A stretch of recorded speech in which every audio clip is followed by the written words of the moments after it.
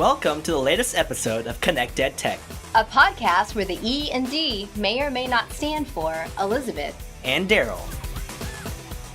Welcome, ConnectEd Techers. I'm Darryl, and this is our second podcast. And I'm Elizabeth. Thanks for watching or listening, whatever you're doing. Yeah, we got a fun-filled podcast today. We do. We actually have our first guest. Our first guest. First one. Do we have to beg? I don't know. We had to bribe him. Just a little bit. Yeah, we had to bribe him a little bit. We're sending some merch. Merch. Oh, we have lovely merch. We have new colored shirts this time. For spring. Blue. Right, it's our for favorite spring. color.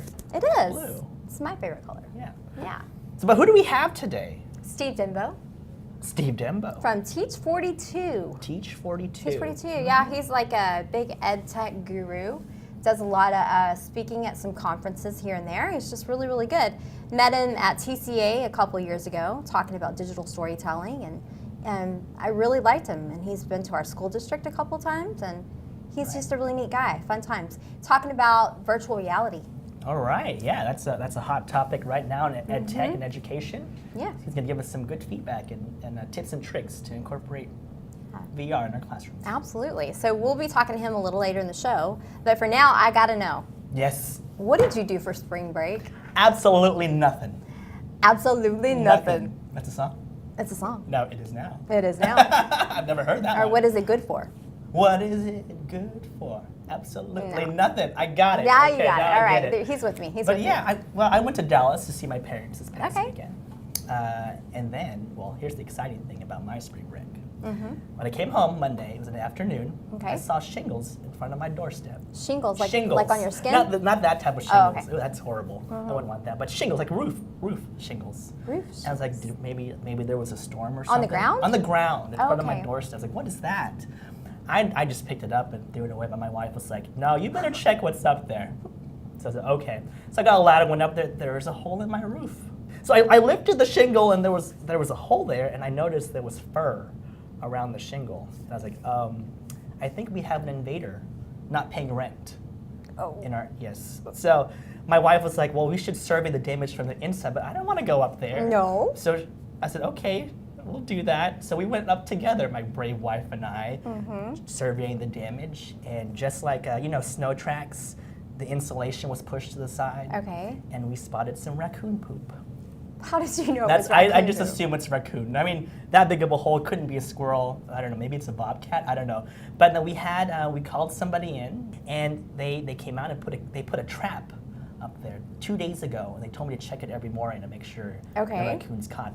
I hear it up there in my attic. So we assume it has not been caught. We assume, yeah, it hasn't It's been caught just yet. wreaking I'm havoc. hoping when I get home, but they are nocturnal creatures. They're sleeping during the daytime. Okay. Maybe it's in that cage. And what I love about this company, though, because I'm for the animals, right? I don't want to kill them or anything. It's a catch and release. So they catch it and they release it in the forest, and then the raccoon can go invade someone else's house. Okay. Does the raccoon, does it wake you up at nighttime? It doesn't, but it makes my dogs bark, which then, yes, it does wake me up because my dogs bark. I had a noisy neighbor above me that used to wake me up, and so I had to get the You broom. have neighbors in your attic?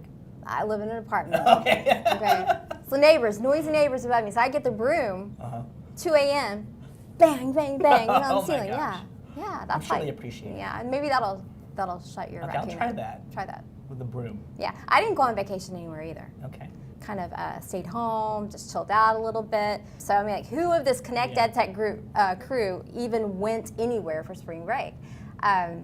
Did Eric say he went to Galveston or something? I think so. Eric went to Galveston. Yeah, so it's like nobody on our crew except for Lily the llama. Lily the llama. Vacation to Universal Studios. She went. Yeah. Yes. Yeah, I read some pictures of We her. have some pictures of her. Yeah. She sent it to us She did. just to tease us. She did. Yeah. Yep. Didn't even bring us a T-shirt. Nothing at all. But Nothing here she back. is, here in all her glory, staring at the camera. I know, right? Right. Well, we couldn't actually go anywhere for this trip, but VR, We could. Should we go somewhere right now? we could go somewhere with VR. I think That's the beauty of VR, right? That's what I'm going to do now. So I'm not going to put Pretend. these on because it'll mess up my hair. Okay. And that's important to me. So, Ooh. and I would also look like Darryl right now. I just look really ridiculous. So Darryl, where are you right now? Where are you? Where are you going on vacation? I'm actually in space right now. In space, I can okay. reach for the stars. It's up there somewhere. Click. Okay. This is actually making me very dizzy. Watch it. Making you dizzy, huh? It is, but it's amazing. It's in space, It's like okay. I'm actually there. But you can't really breathe in space. But I'm What's your breathing favorite right now. VR experience? VR experience? Oh man, there's so many. I'm gonna take these off. Okay. Ooh, it's getting dizzy.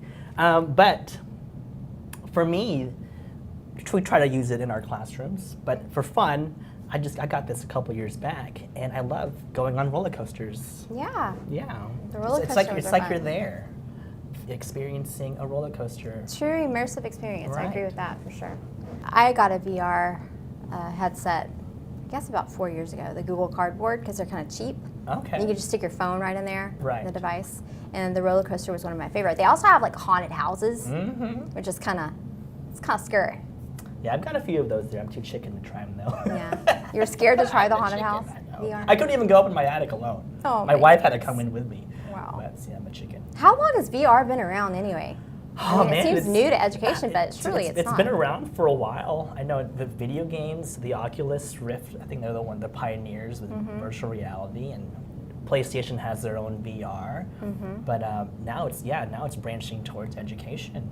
Seen a lot in video games and movies and things like that too. So I feel like VR isn't as new as we sometimes think as educators. Right. It's just kind of new in education a little bit, trying to find our way. Right. I feel like Steve Dembo is going to shed some light on the VR thing because I think we're both newbies. Oh yeah, I love virtual reality. I play it at home, but I want to see how we can use it in education. Yeah, me too. I mean, I've played with it a little bit, but clearly we are not the experts. So in just a few minutes after we take a short break, we'll be back with Steve Dembo, and he's the professional, and he's going to shed some light on this whole VR experience.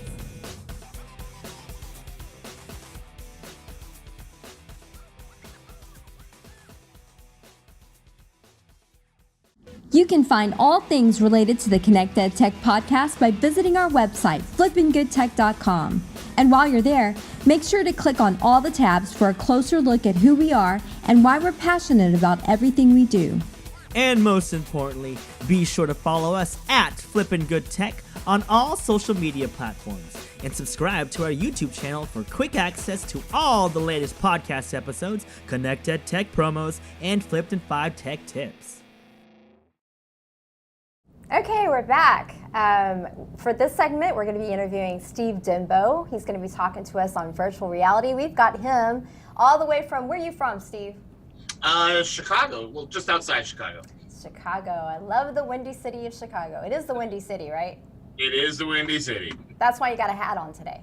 That is no. But yeah. When it's windy, I wear a hat. It's bad Just hair to keep day my hair in Saturday. there, yeah. Bad hair day Saturday. We'll go with it. Okay. Well, first of all, just thank you for being here with us. Our taking first the time. guest. He's our first guest. First guest in the history of ConnectEd Tech. So I'm excited to be your inaugural guest. Woo! Hopefully Hey, not the last one. don't feel pressure, but you can make it or break it.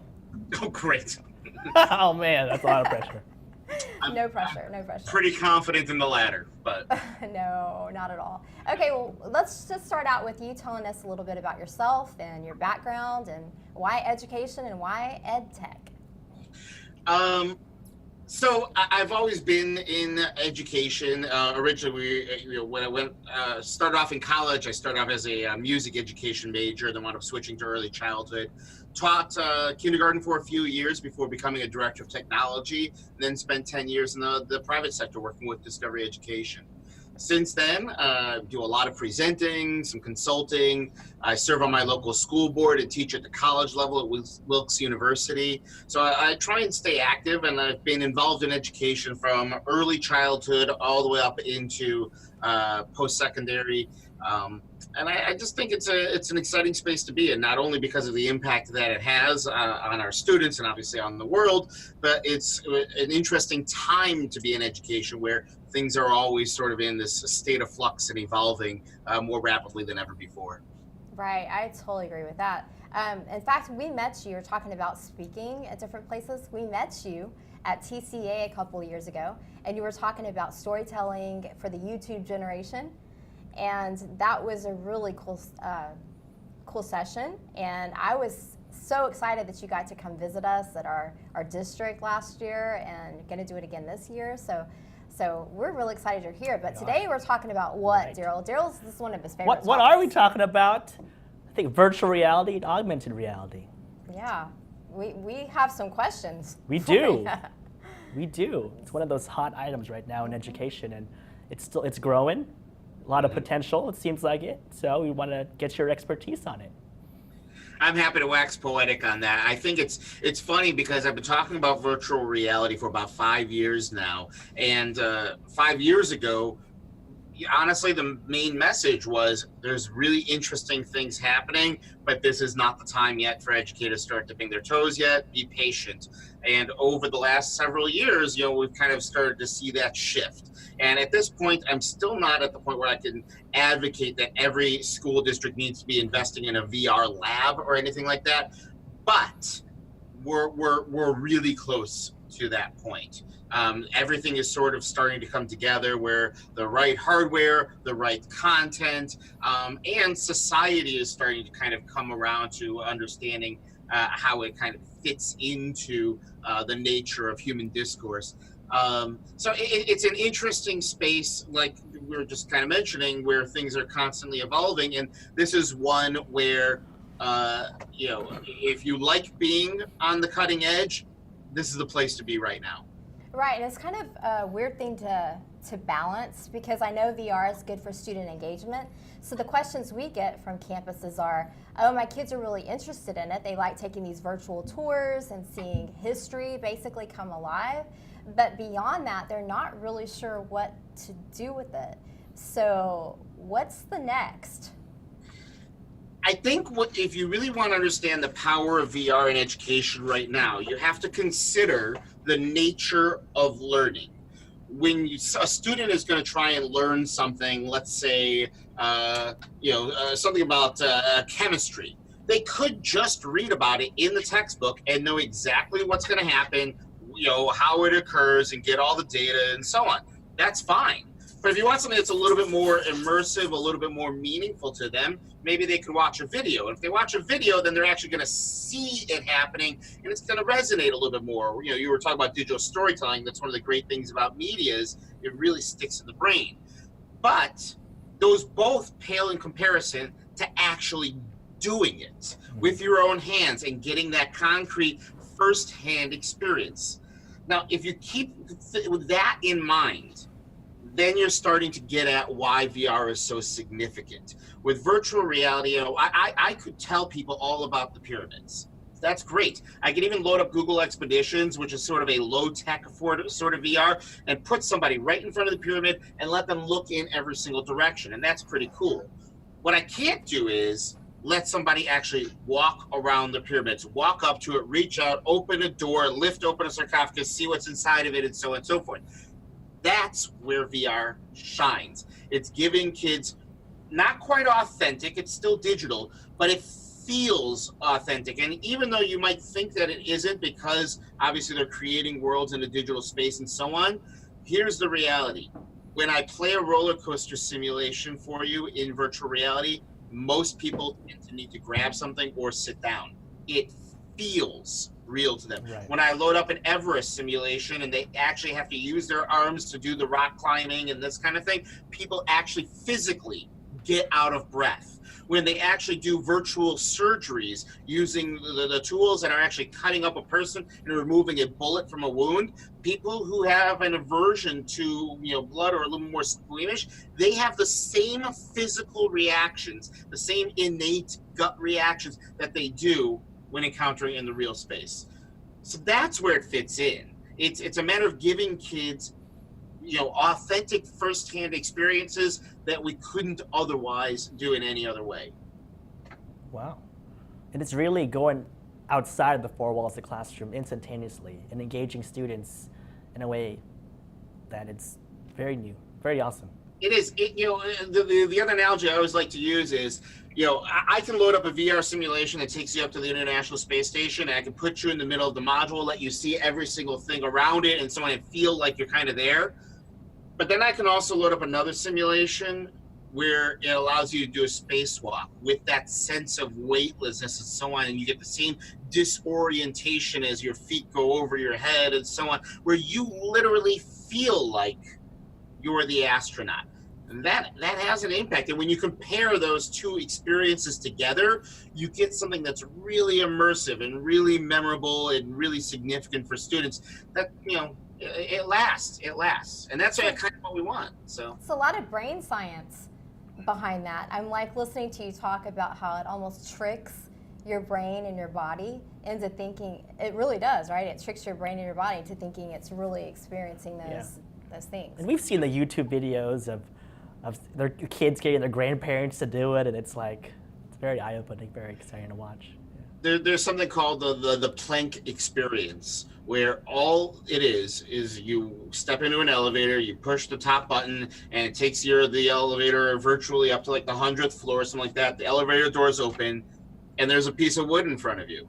And all you have to do is take like 5 steps forward. And I've done it for probably about 20 people. And I would say maybe 4 or 5 people were able to successfully walk out onto that plank. Oh my goodness. Most people, literally, I've seen at least 3 or 4 people, just the second they saw the plank, they just take off the headset and say, I can't do this. Mm-hmm. You know what I mean? Now, it's not that that there's it's so cool to be able to trick people, but at the same time, we go back to that sort of medical thing. To somebody who has an aversion to needles, is afraid of getting shots, we can kind of start couching them through that experience virtually, slowly, let them see the whole thing, where they're not actually going to feel it, but at the same time, it's going to start reducing the anxiety. And so Right. If you think about the frog dissection or pig dissection, there are some students who absolutely refuse to do it. This gives them an opportunity to still do it and have a legitimate experience. And when the kids screw up, you're not throwing a couple $100 out on every. So it's sort of cost effective that way, because I know as a 7th grade science teacher, buying those frogs were expensive. Every single year, we spend like $1,000 on frogs, but. Especially when you amp it up and you start going to cadavers. Cadavers are not cheap. Right, no. Oh, yeah. Wait, where do you get your cadavers from? But so you were giving these examples in the pyramid and surgeries. Other classrooms now that are using this type of technology? Do you see it often in schools? Yeah, you just said 2 different things. Are there schools? Yes, there are some schools that are doing it. Is it often? No. And part of that is the barriers to entry, the hardware and so on. In order to do the full VR experience, you need the headset, goggles, sensors, and those cost. I mean, there's a range, but anywhere from around $400 to $800, depending on the headset. And then you need a very high-powered computer to run it. Computer that costs around $1,000 to $2,000. So the all-in cost is at least $1,500 to $2,000. That's pricey. I hope I didn't lose anybody there when you mentioned those prices. But yeah, I mean, and you also need space. You need to be able to set up the sensors so the students can kind of move around in the space. So that's a little bit more prohibitive for schools, especially if they're not sure whether they're going to commit to it or not. However, last year, Oculus came out with something called the Oculus Go, which was an all-in headset with a hand sensor for $200 that will run about maybe 60-70% of the Oculus library. Is it as good as the full one? Not quite, but it's legit. It's absolutely a solid, real VR experience. Google Cardboard, I'm a big fan of, and Google Expeditions and all that. But really, you're talking about taking a cell phone and tricking it into thinking that it's a VR device. It's not a great VR device. It's an adequate one when that's the only thing you have available. Google, the Oculus Go is actually cheaper because $200 is cheaper than most of the cell phones you're putting into the cardboard. And it's a legit device. At $200, a lot of schools are buying small pods of that. They're buying 5 headsets or 6 headsets so students can kind of have a real experience and not be rushed to only to be in VR for like 5 minutes, to be able to let them be in VR for 35, 40 minutes and so on.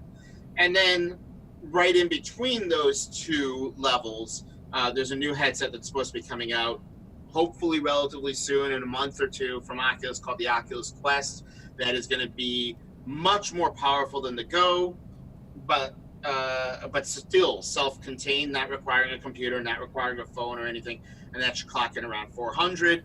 And once again, I think 400 is a great price point for schools. So while there are some that are giving it a try and starting to to actually use it in practical ways, we're right on sort of the forefront of that wave. The analogy that I like to use is we're right around the point of the iPad 1.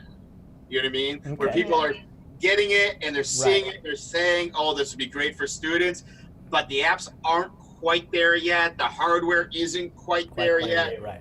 But we can see there from here. Mhm. Right. Absolutely. What about, okay, you talked about needing space to roam. So when I watch these kids use these VR headsets, they look ridiculous, first of all, right? Because we don't see what they see, but I see them walking around with these big VR headsets. And some of them actually trip and fall. And then I had heard someone ask, well, could these virtual reality simulators trigger a seizure in a kid or some type of negative drawback with them? What do you think about that, or what have you heard? Listen, I won't say it's not possible. I think it's definitely possible. I mean, people have seizures and reactions just from blinking lights in movie theaters and such, or strobe lights at a wedding party. You know what I mean? So yes, obviously that's possible. But more often than not, when people are falling, I mean, you mentioned the cord piece, and right now most headsets are tethered because of the amount of data that's going back and forth. But the latest Vive system does have a wireless module, so you can get rid of the cord. Or some people have gotten even more creative. When you go to standalone VR experiences at like Disney, or maybe even your local mall or something like that, they actually literally strap a laptop to your back, so you're not tethered around. But beyond that, that part about the brain. It's because sometimes it's giving you a virtual experience and tricking your body that it should be experiencing or feeling something when physically that's not what's happening. Mm-hmm. I went to a standalone VR experience where it was like a laser tag kind of thing. You had 8 kids in headsets with goggles on running around in a space, not running into each other because the software was smart enough to avoid the collision. But the virtual space that they were in had multiple levels, 2nd floor, 3rd floor, and the way you got from one floor to the next was a ramp. Now, as you walked physically from here to here, physically you're just walking in a straight line. Mm-hmm. Your brain thinks that it's a ramp and is trying to kidding. Step. You know what I mean? So because of that, I did watch some kids kind of fall over as they tried to go down the ramp and walk in the floor. That would be me. On the ground. Where can I do this? I want to do this right now. This is so fun. An absolute trip, and literally. Literally. Why don't ya? And that's a real challenge, is how do you, with the spacewalk, how do you allow people to feel like they're upside down mentally when physically they're not actually upside down? I mean, that stuff the software is going to have to try and, keep evolving to figure out. So cool. Yeah. See, I went to Six Flags a couple of years ago, and now they have roller coasters where you have VR. Like, the experience on a roller coaster without the VR is crazy enough, but then attaching the virtual reality to it. Yeah. And so what they'll do is they'll map the physical roller coaster to a digital roller coaster. And the beautiful thing about it is then, you're having the exact same physical experience as you're having in the digital one. It's just with all the added bells and whistles. And maybe a heart attack or two. I don't know. Exactly. But we're talking about, so there are ways that students can be engaged in these experiences, and as educators, we're trying to find ways to get our students, the creators of experiences. Is there anything out there where students or teachers can create virtual reality experiences? Yeah, so there are a few.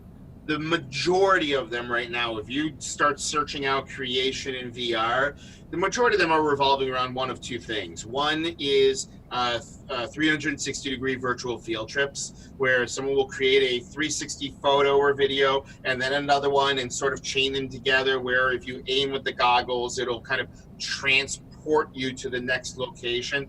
It's very easy to create or take 360-degree photos. You can even do it with a regular phone. You don't need special equipment or anything. So to be able to create a 360 photo, another one, and then chain them together, that's one way to do it. It's not the most immersive thing, and it's not like no one's going to get out of breath from one of those. But that's one way to at least dip your toes in. And yes, technically it's still VR. Another one is things like co-spaces, where they can create augmented reality or even VR sorts of experiences by putting 3D models in places strategically. Then people can put it on the goggles and experience and look at the models from every direction. But once again, it's not really the most immersive experience. To really do those high-end immersive experiences, it requires some pretty sophisticated software thing. Unity is making a big push in this space.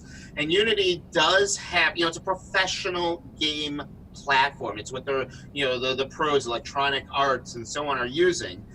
They do have a package, a playground package that even middle schoolers can use to create games. And then they can also take their games and the things that they've created, whether it's digital stories and so on, they can actually convert them into 3D versions, and then you can experience those with VR.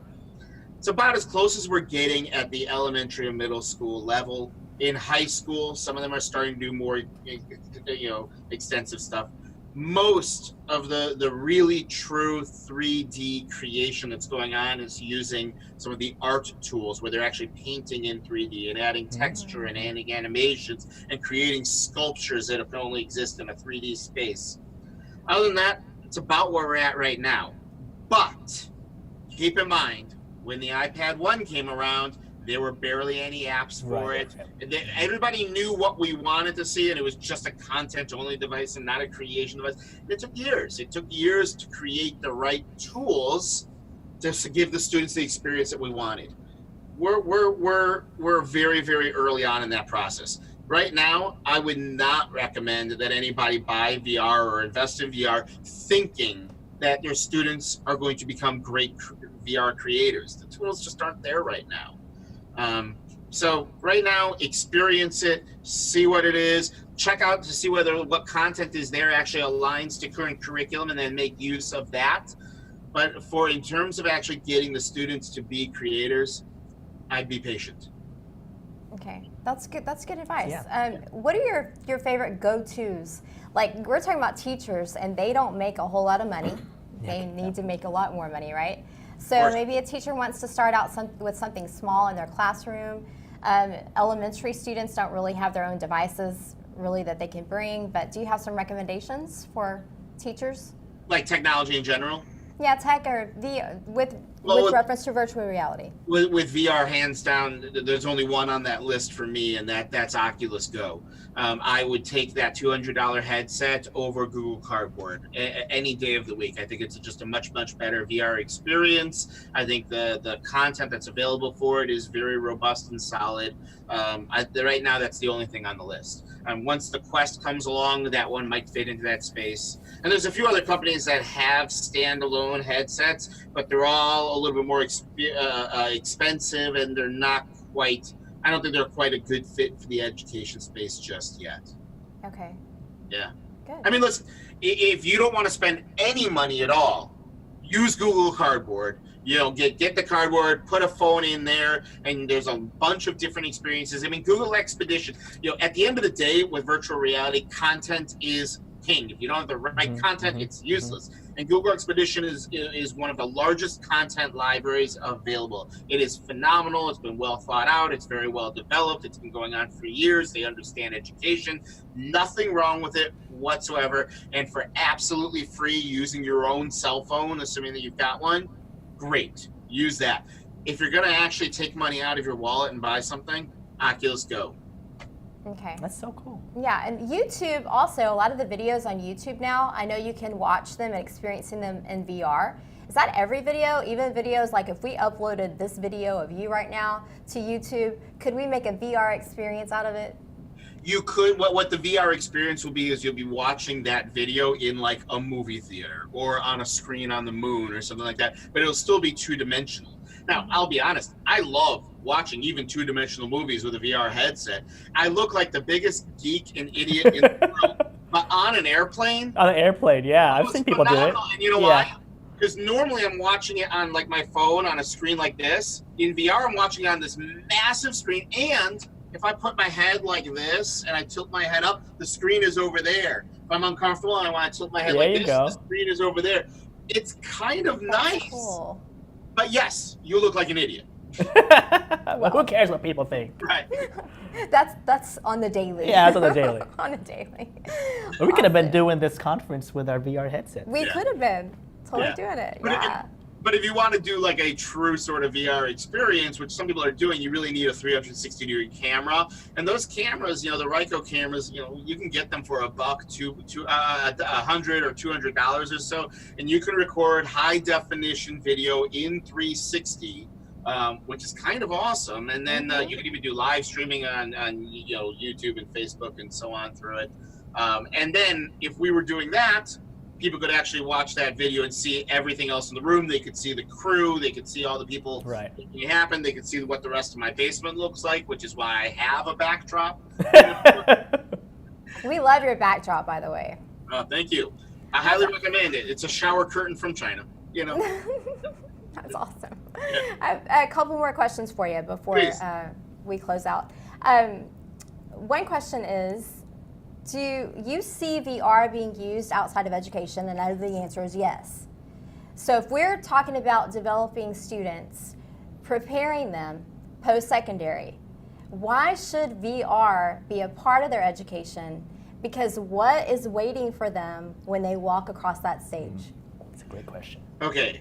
And that hits on a bunch of different little elements here. I mean, one of them is because depending on what they wind up going into, VR is going to be a primary way that they gain job skills, get job experience, get reviews, and so on. I mean, and a lot. It's not even just for high-tech jobs. We're talking about concrete things. We're talking about people who work on cars, where what it's doing is it's actually scanning the car and providing them real-time information, saying this one's running hot and this piece is broken. You should look at this belt. It looks like there's too much wear. And VR is giving them all that feedback in real time.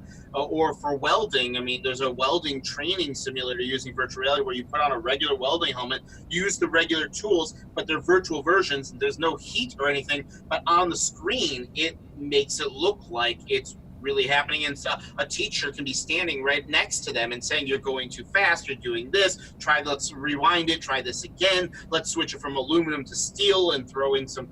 For doctors, the same thing. I mean, when we were giving that example about taking a bullet out, they are creating custom custom tools to use. So they're using real, true surgical tools, but then the actual surgery that they're doing is on a virtual body, if you will. Mm-hmm. So it's giving them very, very high quality simulations, but not only so that they can practice doing like laparoscopic surgery and such, but they can also, the people who are running it can also throw in variables, like what if the person goes into cardiac arrest while you're doing it, and being able to have these people kind of sort of react in real time, and it's giving them that, the drama along with what happens in a lot of these. So point is, they're going to be experiencing this, so getting them comfortable in that sort of environment is a good thing. But B, the VR revolution hasn't necessarily happened in every field. People don't know how VR is going to impact, let's say, lawyers, or how it's going to impact politicians, or how it's going to impact, dance, or how it's going to impact, whatever else, all these different fields. So for the students, step back and say, people are doing it this way right now, and I think we could do it better by using what I've learned about virtual reality to create this sort of an experience. I'll give you a very concrete and simple example. Walmart uses virtual reality to prepare its tellers for Black Friday. What? to show them what it's going to be like when you've got Black Friday. 2,000 people in this store and they are all angry at you and so on. How do you maintain your cool? How do you handle that? What's it going to be like? The kids who are right now going to our schools are going to be the ones who are looking at every area of our society and saying, could this right now, the way we do it is fine, but could we be doing it better using virtual reality? I love that. Yeah. The practical use, not just the Right. engagement and the Gosh, fun. I'm I so love it. excited about the future. That's exactly. And even if they don't know how to create it themselves right now, maybe they're the ones that are going to be hiring the developers and giving them the vision to create. Right. Yeah. Yeah, you need the visionaries too. I agree. So we're coming to the end of this, and you gave us so much No, good I just information. wanna- Thank you. I I want to know. go buy an Oculus Go. You can buy those right now? They're out? Best Buy. If I go to Best Buy, I can get one? Yeah. Right now. He's going right now. See you later. Okay, and last thing, who do you follow on Twitter? Who should we follow? Who do you follow? Oh my gosh. Well, for AR and VR, there's a great Facebook group run by Michael Fricano that's absolutely well worth joining. And actually, as long as we're talking about Facebook, I would also join the Merge Educators group. While Merge, I think, is better fit for augmented reality, which we didn't necessarily talk about as much. There's a lot of teachers who are doing some really interesting curricular type things with that right now. And then Jamie Donnelly, she is absolutely phenomenal. She's in the middle of a series of blogs right now where she's doing 30 VR lessons and ideas in 30 days. And she's brilliant. I absolutely have loved working with her on a couple of augmented virtual reality playgrounds recently. That's awesome. Yeah. Do you have any last questions for him? No, that's it. I'm excited. I'm going to go to Best Buy right now. Give me All one right, of those. Daryl's gone to Best Buy. So- He's out. Well, thank you so much, Steve. This was great. Thank you, Steve. Thank you, and I Pleasure. look forward to hanging out with your teachers over the summer soon. If people wanted to get in touch with you, how would they do that? Teach42 just about anywhere, Twitter, Facebook, teach42@gmail.com, or just call me at 42 42 42 42 me. I think that was too many 42s. I'm going to try that out. Oh my goodness. All right. Well, thanks again. We appreciate you, and we'll be seeing you soon. Sounds good. Take care. Bye. Bye-bye. Okay. And if you want to check us out on Twitter, how would they do that, Darryl? Hey, follow us at Flippin' Good Tech. You can even go to our website, flippinggoodtech.com. We've got our podcasts there, our videos, podcast to Apple, and all that good stuff. And we also have a blog on there. Yeah, we do. Yeah. Darryl has a blog. I have a blog. Everybody's got a blog. Sure, Same. Steve's got a blog. Yeah, and we do have a YouTube channel too. So subscribe to our YouTube channel, Flippin' Good Tech. And that's pretty much it. Yeah, That's it, right? thank you. We did it. Bam! S1E2. There you go. In the house. Peace out.